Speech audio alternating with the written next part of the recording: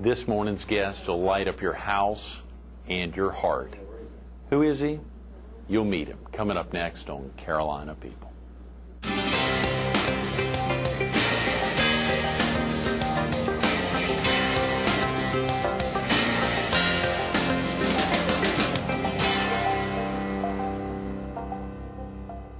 Good morning. Welcome to Carolina People. This morning we're at HTC's Carolina Forest Branch location.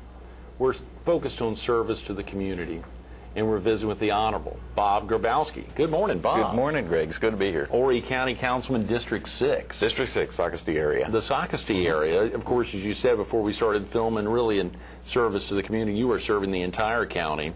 Absolutely. Even though your District 6 there encompasses one of the, I guess, is it 11 or 12 districts? Well, it's 11. We have 12 council members with the chairman, and we are called upon to make decisions that affect all of Horry County, not just the districts that we were voted to represent. Mm-hmm. So it makes it kind of challenging. I know my district very well, and I know the needs and the issues there, but our county is so diverse that the same issues are not pertinent to other districts. Mm-hmm. So I've got to try to keep in touch with those districts as the other council members try to keep in touch with the needs in mine and try to fulfill the needs of the people of Horry County as we're called upon to make these decisions. Absolutely, and of course so much happens on the local level. Last Thursday and Friday we were at the South Carolina Employment Security Commission, the Coastal Workforce Center, and the former Chief Justice of the State Supreme Court, David Harwell, was with us, and he talked about his service on legislature, and at that time, before home rule, pretty fascinating hearing how things, virtually everything ran out of Columbia. Yeah, it was. It was very different. I'm real glad that we have the local government that we do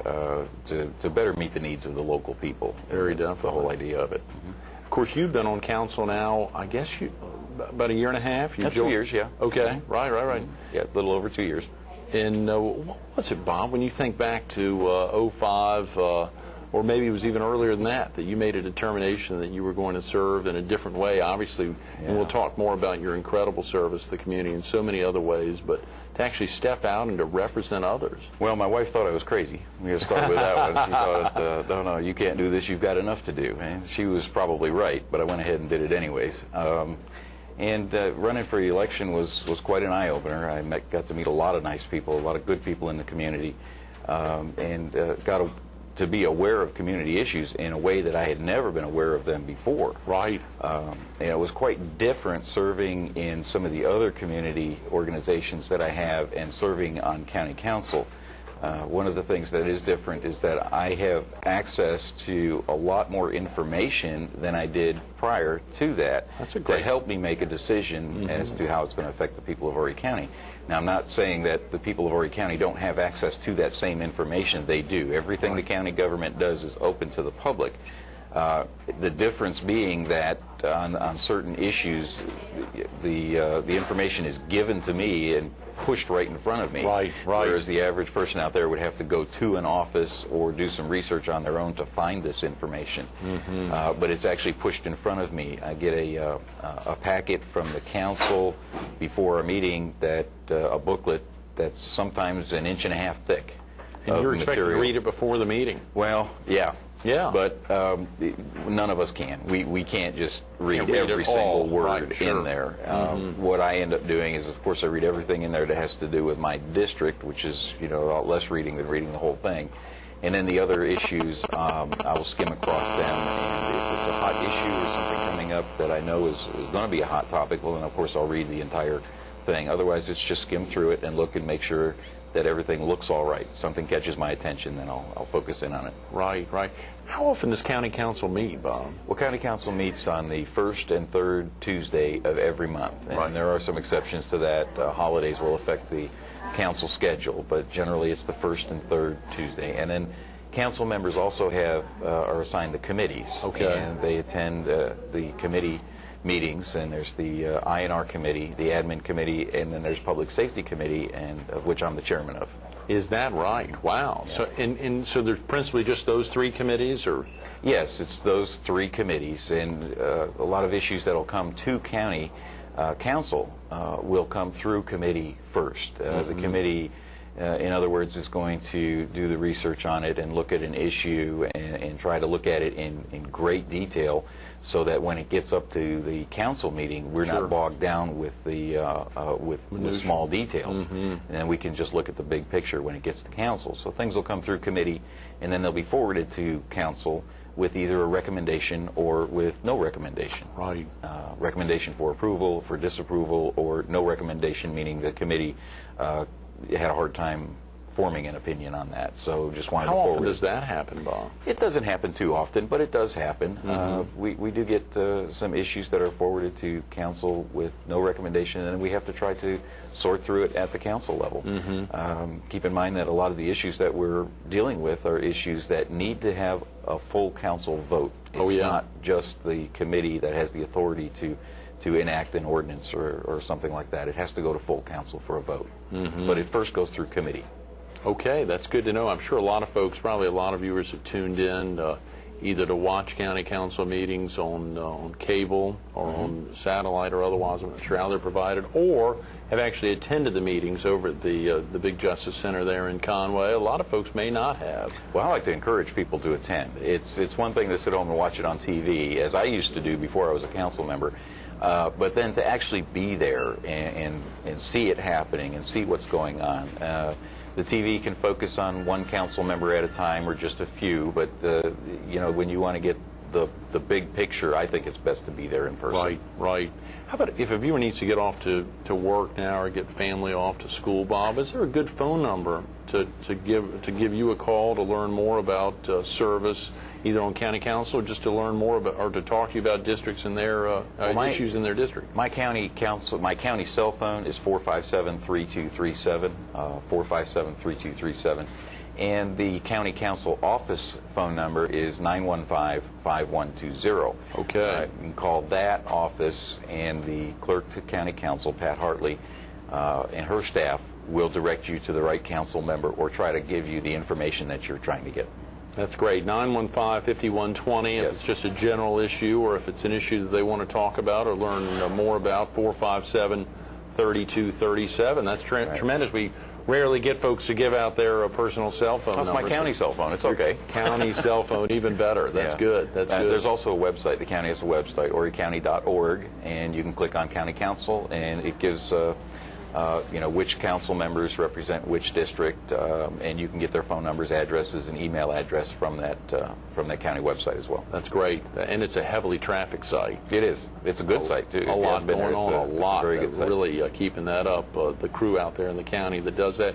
Are you originally from the area, Bob? No, I'm not. I'm originally from Buffalo, New York area, a little suburb of Buffalo. My parents moved me down here when I was 14. So yeah, that was quite a while ago.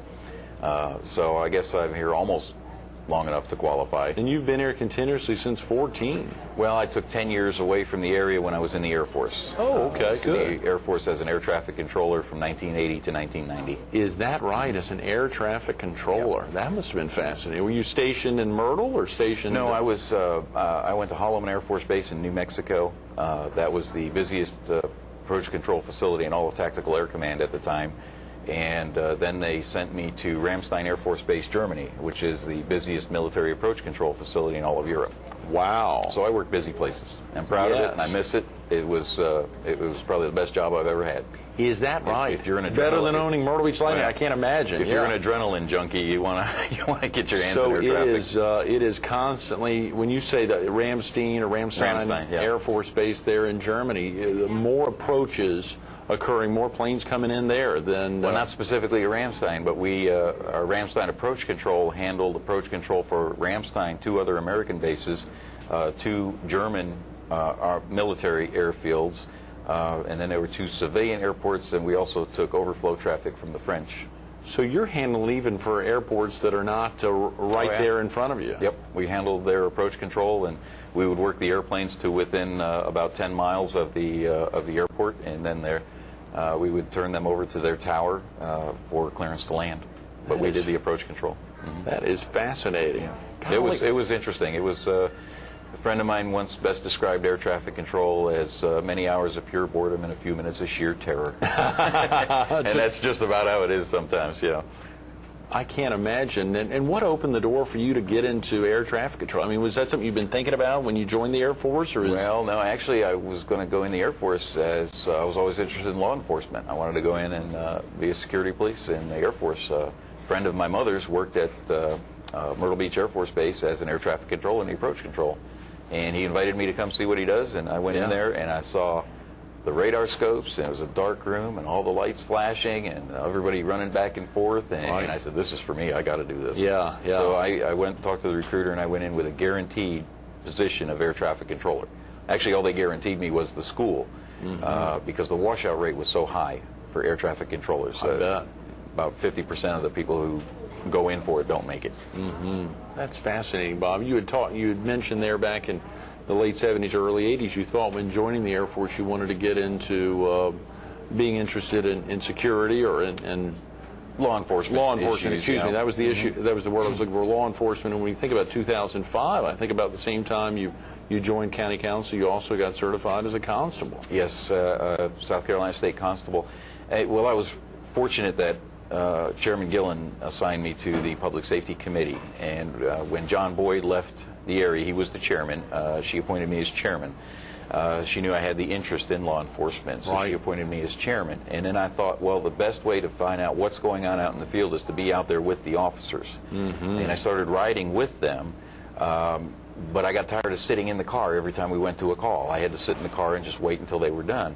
So I went to I took the course and the classes and the training to become a South Carolina State Constable. And now when I'm out there with them, I have a uniform, gun, and a badge, and I'm just like them. Is that right? A uniform, gun, and a badge. Uniform, gun, and a badge. I'm just like them. I can make an arrest and do everything that they can do. That's tremendous. That really helped take that original yearning back in the early 80s. It gave me a new perspective of what our county officers go through. It gave me a new perspective on their needs, what they need out in the field. And that was what I needed. I'd like to encourage, now the county does have a ride-along program for anybody that wants to ride along. Okay. You can go to the ML Brown building and pick up the waiver form. There's an application or waiver form to sign. Fill that out, and once you're approved, you can call the dispatch when you want to ride along and tell them where you're at, and you can meet an officer somewhere, or an officer will come by your house and pick you up. Is that right? Ride with them for an hour, 2 hours, however long. I got to tell you though, if you're planning on riding for an hour or two, it might be 4 or 5 because it's real interesting out there. I bet. I bet. How exciting! I don't think Pat Hartley would know something about it if they called the 915-5120 number. Well, she would get the number for the the police communications desk, just to call and I don't know that number off the top of my head, fine. but, the police department communications desk, and they can find out where they can pick up that application. The Horry County Police Department is considerably larger, I'm sure, than virtually anyone imagines. Yes, it is, and it needs to be larger than what it is. When you look at the number of officers that we have per capita, we're way behind. We're way behind. And the county police department, as most county police or county sheriff's department, really is not designed to provide the level of service that the Horry County Police Department is. Horry County Police Department is providing municipality level service in a county structured environment, and it's a real challenge. It's a real challenge. I like to say to the police and the fire and the EMS guys and the 911 center, let's not forget about them. Those people behind the scenes. Oh yeah. They do a heck of a job for Horry County, but they're people don't realize that they're short-manned and short-staffed a lot of times, because I think they're a victim of their own success. Right. They do such a good job out there with what they have that people don't realize how short the needs really are and how great the needs really are for them. Basically, when somebody picks up the phone and dials 911, if they need a police car shows up. If they have a fire engine shows up. If they need to transport somebody to the hospital, an ambulance shows up. So when they keep calling 911 and somebody shows up, they don't think there's a problem. And particularly with the height of all the traffic that's occurred this week and is occurring this morning and all day today and all this weekend with all the Harleys in town and other folks in town. There's going to be a lot of overtime. So you've got your Harley tie on there. Got my Harley tie on. Very impressive, Bob. That's right. Very impressive. Well, I ride too. So. Is that right? Yeah, for me, Harley Week is like taking a vacation and not having to leave home. It's a lot of fun. And of course, it's not just Harleys. You are also, you and your family are also avid horse riders. Yes, we are. We have 7 horses out at our place. We live on 14 acres in Socastee. We have 7 horses. Is that right?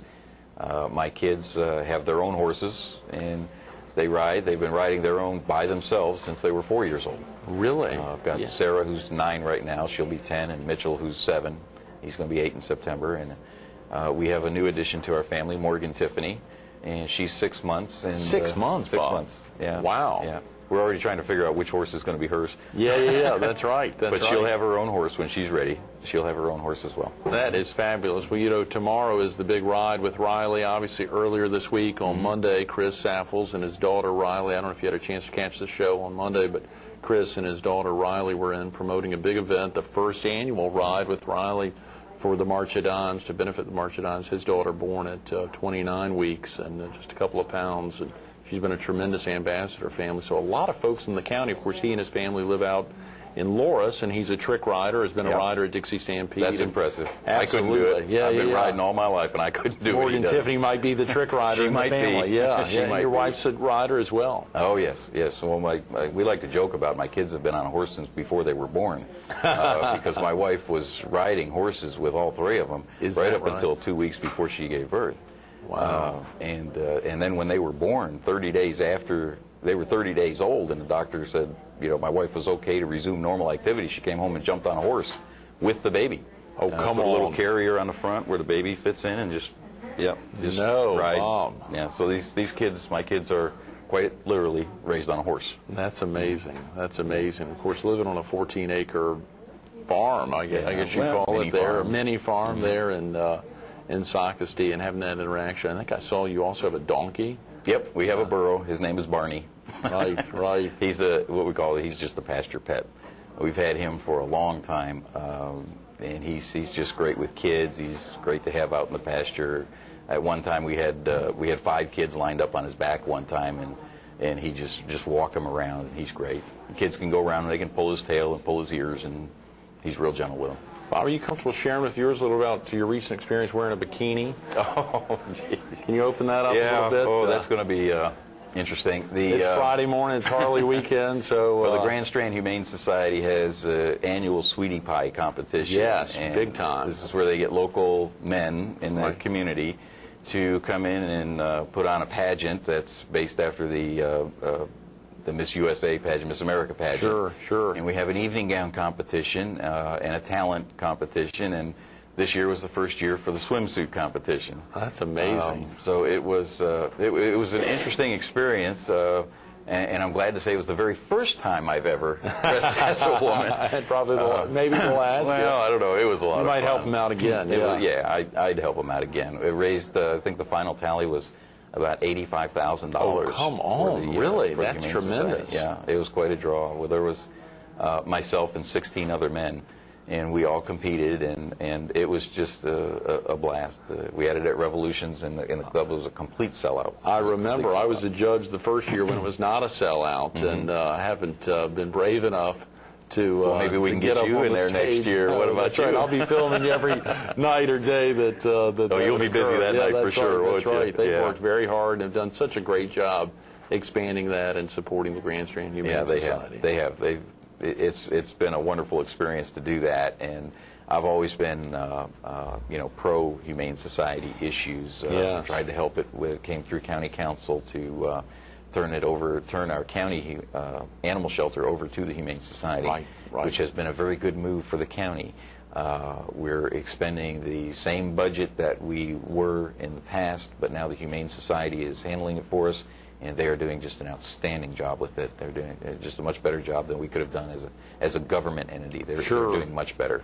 And oftentimes, that has to happen. That's right. Sometimes you just have to break things away into another setting. Yeah, and we were glad to do it, because you got to realize your limits, and the county realized our limits, and the staff, our senior staff. And when the opportunity came around to negotiate with the Grand Strand Humane Society, it was a very pleasant negotiation, and it all worked out well. So we're very happy that it's gone that way. We've just got a couple of minutes, Bob. I got to say, you know, in looking at these page after page of civic activities, you know, so oftentimes you'll see someone's civic activities and it has an early date and then an end date, and so many of these still say to present, or over the last couple of years. Your activity there with the Socastee Historic District and surely with the St. Andrew Catholic Church and your families, all the kids attending there, and even to see stuff back since the mid-'70s in your activity even to the present is very impressive. I mean, impressive that you've been able to maintain that as well as grow your business, y'all's family business. We'll try to stay active in the community. One of the reasons that I ran for county council was after the experience I had with the Socastee Recreation Commission and other committees that I was on. I just felt the need to give back to the community that's been so good to my family, and I wanted to give back, you know, through service on these committees. And when the opportunity came for me to run for county council, I thought, well, what a better way, you know, what better way can I give back to the community? Right. So I got into it with the idea of trying to better serve the community. I do have to say that it is not anything like I envisioned it. I was about to ask, yeah, sure. It's very, very different. In what way? Or ways? Well, I think one of the things I mentioned earlier was the information that I have available to me on certain issues. And if you read just what's in the newspapers and what's on the news, you get little sound bites, basically. And without having the rest of the information, your soundbite can lead you down a path that is not entirely correct. It's kind of like it's not like anybody's lying or not telling the truth. They're telling the truth, but you need to know the rest of the truth to get a full picture of what's really happening. And so many people out there just don't have the rest of the picture, which is important. And now I have that now. So it's made a difference on how I view different activities and what's going on in our community with different issues. Is it as time-consuming as you originally imagined it would be, or markedly more, or even less? It's about what I thought it was going to be as far as time goes, but it's challenging sometimes when I get calls that I want to meet. People want to meet with me at their homes and developments, and you know, I got to find time to go out there and meet with them when it's convenient for them. And one of the biggest challenges on council is when I have people with different issues or one issue, but they're on different sides of one issue. And when I look at the issue and I try to dig into it, I think to myself, they're both right. Both sides are right. They both have good, valid points. And they're looking to county council to make a decision, yay or nay. It's one of the toughest parts of the job. When both sides are right, which way do I go? And that's when I just have to try to go with common sense and a gut feeling. And I know somebody's not going to be happy, but I mean, that's why we get paid the big bucks on council. And you're laughing there, right? To make those decisions. Yes. But that is one of the most challenging things I've faced. You know, both sides are right. What do you do? And that is, Mark, and of course you see that, and you've been seeing that for years, obviously, in your own business. At times there's issues that come up where there's two good sides of it, but you've got to make an ultimate decision. In that instance, it's you making it. In a county council situation, of course, there've got to be 5 or 6 votes that'll sway. Right. I don't make these decisions lightly. None of us on council do, because we realize how many lives this is going to affect. It's going to affect the livelihood of maybe a certain few, but ultimately it affects everybody in Horry County as to what we do and how we handle things. Public safety issues are one that you know, I'm constantly trying to get more and more for the police department, because we need it. The fire department, we need it. They're extremely busy, and trying to get the funding for it can be a problem, and it's a real challenge to do these things. I enjoy the challenge, but I got to tell you, it's frustrating sometimes. It's very frustrating. And with that frustration over the last 2 years, you think it's something that is keeping the adrenaline flowing enough so you consider it again? Oh yeah, it does. There's a lot of issues out there that I would like to see followed up on and followed through, and not to say that I'm the only one out there that can do it. We have a lot of good people in Horry County. Right. And that's another benefit of this being a councilman that I've enjoyed, is meeting all the good people in Horry County. Yeah. We have a lot of very good, talented people in Horry County. Our county staff, people out there just don't realize this. I didn't realize it until I got involved in the council area, but our senior staff is probably the best you would find anywhere in the state, or probably this area. They're just tops. They are real top professionals. And I know some people are out there saying, well, I don't like this person, or I don't like the way they run their department, but I got to tell you, it works. And they're doing great things with what they have. Those are great words. Bob, thanks so much for being with us this morning. Thank you, Greg. Thanks for having me. Absolutely. Stay tuned to more Carolina People with the Honorable Bob Grabowski coming up next. Although we didn't get a chance to talk about his family's business, the longtime business, Myrtle Beach Lighting, we did get a chance to highlight. You got to hear Bob share those words. It's staff, tremendous staff that helps make it happen. County Council couldn't do what they do without staff and all the dedicated volunteers and others in the community working hard to get them the information so that they can make qualified and concerned and recognized decisions in an open manner. And you heard him use those words, open. The phone number's simple, 457-3237. Bob's giving out his cell phone because he wants to hear from you. He wants you, if you're an interested citizen, to give him a call, 457-3237. He also talked about the clerk to County Council's number, the 915-5120 number. Take the time, pick up the phone, or go to a council session. You heard him say it. Take the time to come sit in on the first or third Tuesday of every month, those county council meetings that are so important. He's making a difference every day.